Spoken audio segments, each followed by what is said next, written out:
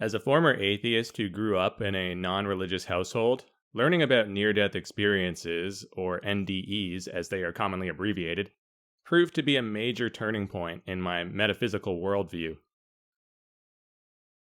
If you accept the authenticity of NDE accounts, they spell the doom of scientific materialism, because they provide strong evidence of an afterlife, and by extension, the existence of the soul.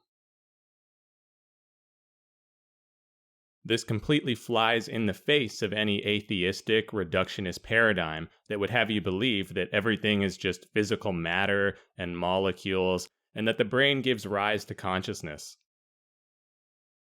It utterly shatters the idea that the death of the body marks the end of existence.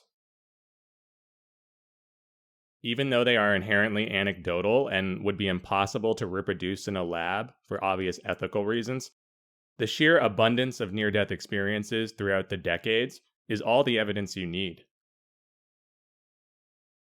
One anecdote is an interesting story that can be easily dismissed as fabrication or the product of pure imagination. But dozens, even hundreds of similar such accounts are collectively hard to ignore for anyone with a truly open mind. Back in the 70s, researcher Raymond Moody compiled numerous examples in his seminal book, Life After Life. I believe this is even where the popular cliché about a light at the end of the tunnel originated from. More recently, entire YouTube channels are dedicated to sharing first-hand experiences, such as the Other Side NDE, which I highly recommend and will link to in the description below. It's definitely worth checking out. So we're talking about people from all walks of life, different religions, different ethnicities, varied ages and belief systems, yet they all report strikingly similar experiences. A white light at the end of a dark tunnel, feelings of unconditional love, oneness, and bliss, a sense of coming home, seeing loved ones on the other side, encountering angelic, Christ, or godlike beings, being able to move about freely without a body, a complete absence of pain, undergoing a life review, access to vast amounts of information and knowings that would be ordinarily impossible, etc. If these were just random hallucinations produced by the brain, then there shouldn't be so much overlap and consistency from person to person.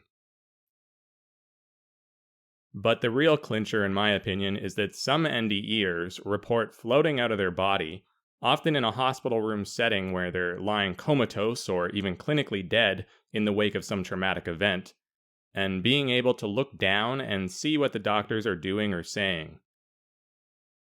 Then, when they come back into their body, they still remember what happened, even though they were totally unconscious at the time.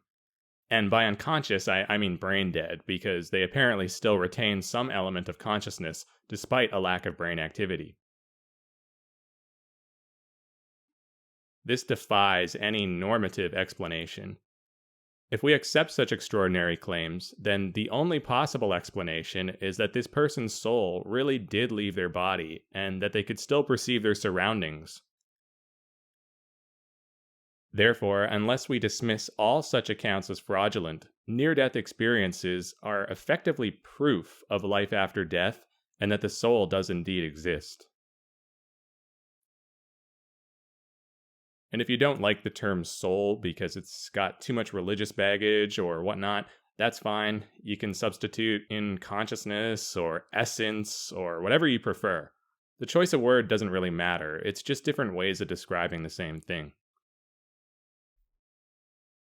So anyway, the more you investigate this fascinating phenomenon of near-death experiences, and I strongly suggest you look into it if this is new to you, because it'll blow your mind.